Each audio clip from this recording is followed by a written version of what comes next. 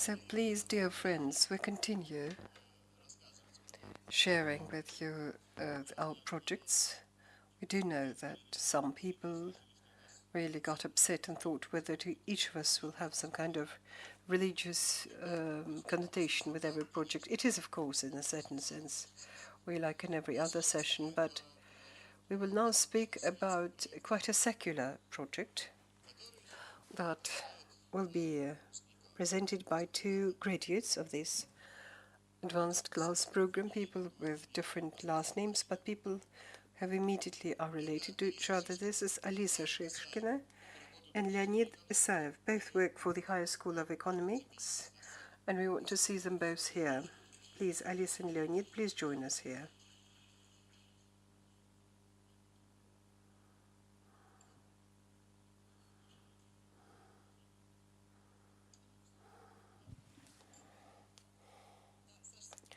Sasha, thank you.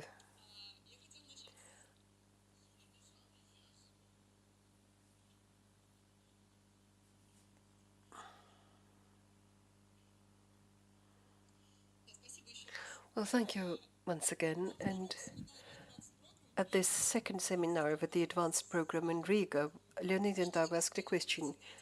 What is it that you find, what is it, what do these sessions, what do they do for you?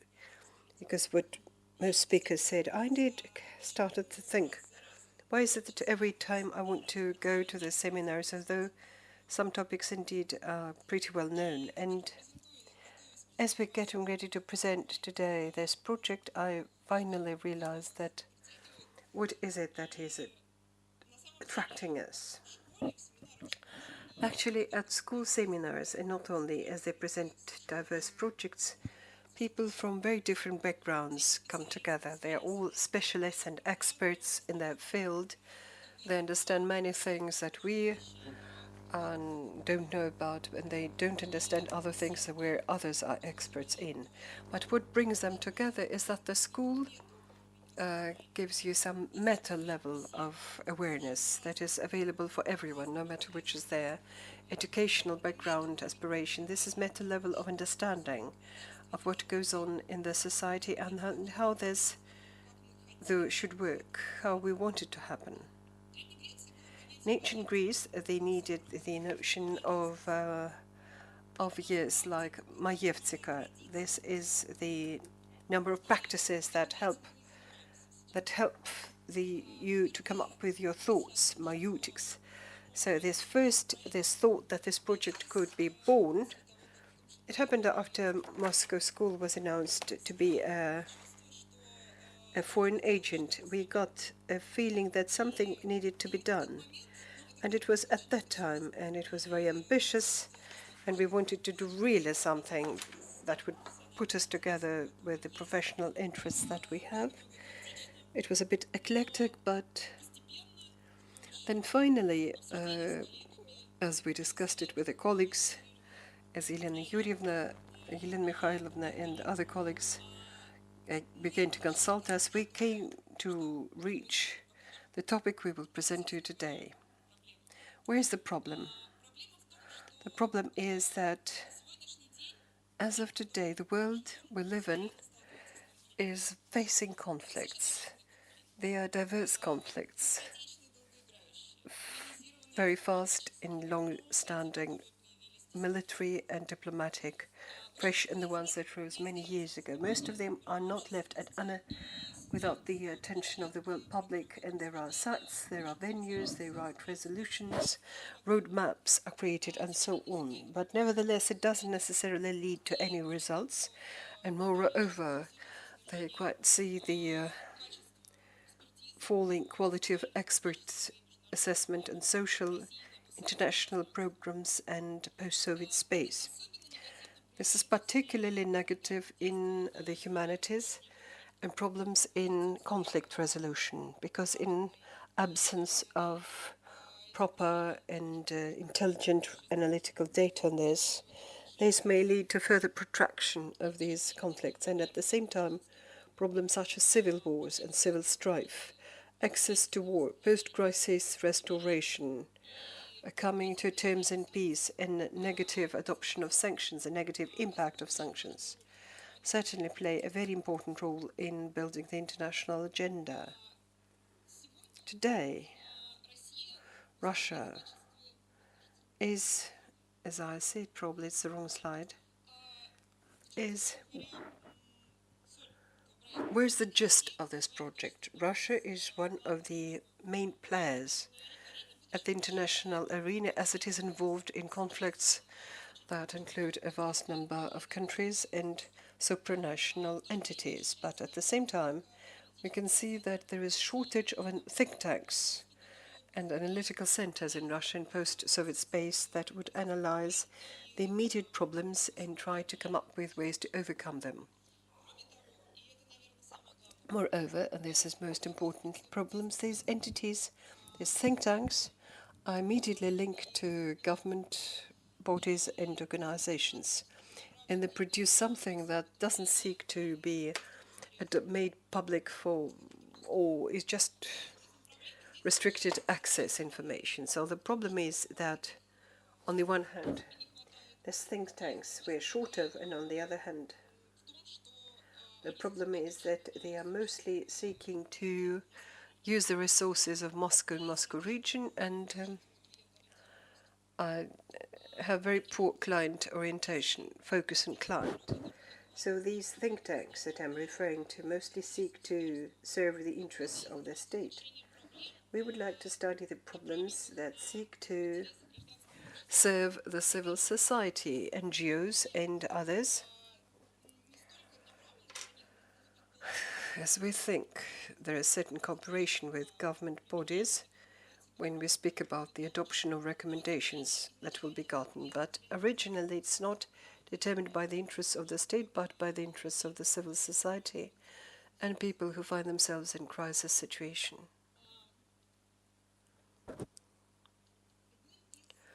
As one of the possible ways to overcome this range of problems I've been referring to is trying to create a center or a site for conflict analysis and transformation that would focus mostly on discussions as second-track diplomacy, that is, expert discussions that follow or don't follow the official discussions and deliberations of the diplomats that mostly represent the interests of their countries, whereas we would like to focus on as pinpointed expert assessment and discussion of some problems mostly in the humanities and in conflict resolution, as well as on developing guidelines and recommendations for NGOs and information support for what the NGOs do in Russia, in post-Soviet space, or in conflict zones that where you see the strong presence of these countries.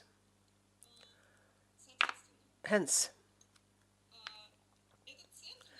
this center or this site seeks to help and develop Russian expertise in Russia and post-Soviet space and on information support for NGOs.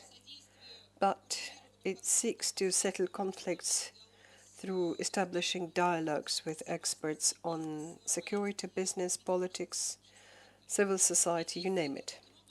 Hence, they could promote discourse about the existing international problems and in this way thus promote establishing the global world. As to the goals, and is get the pool of experts to discuss the problem. And it shouldn't be a broad circle of experts, but they should be pretty targeted. We discuss questions, very much concrete actions in concrete situations. And information support for NGOs, coming up with a discussion site and drafting recommendations to overcome crisis, mitigation of its consequences, and ideally avoiding humanitarian disasters if this is possible. However, what we do doesn't have to do with the state, but the outcomes may be directed at decision makers, at government entities, at NGOs and investigators and analysts and those who are interested in resolving the problem, or those who can take some decisions in settling the problem and can promote its resolution.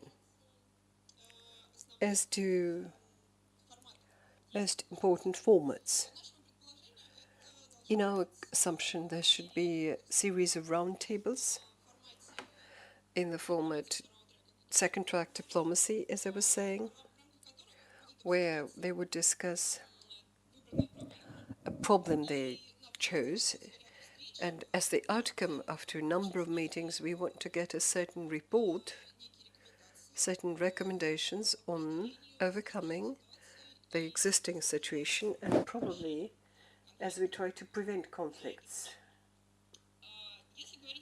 If we speak about our plans for the near future, then as one of the topics, we thought we would choose sanction policy, policy of sanctions, because the sanctions as an instrument of warfare is one of the ones that immediately precede the use of armaments.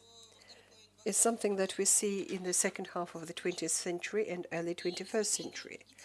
And despite targeted nature of this policy, we can still observe that adoption of sanctions negatively impacts both the people who live in the country that is under sanctions very much as on the other regions too. And in this situation, we would like to see if there is a way to avoid a situation where sanction adoptions will negatively impact the life and health of people. First of all, it has to do probably with supplies of drugs, medical equipment, devices, you name it. And as a target region at stage one, we would much rather use the Middle East, because most of our team are specialists on Middle East, and we thought we would look at Syria, Yemen, and Iran as a foundation, and based upon this, as we study the experience of these countries, we would try to come up with some specific and concrete targeted recommendations for those who can be influencing the existing problems, for example, like supplying drugs and pharmaceuticals and whatever. Our team are Leonid and I, Nikolai Kozhanov, present here in this room, and our colleague who is ethnically an Egyptian, who is now based in Switzerland, Abdullah Ilhan. At that, we would like to thank you, and we would be happy to take your questions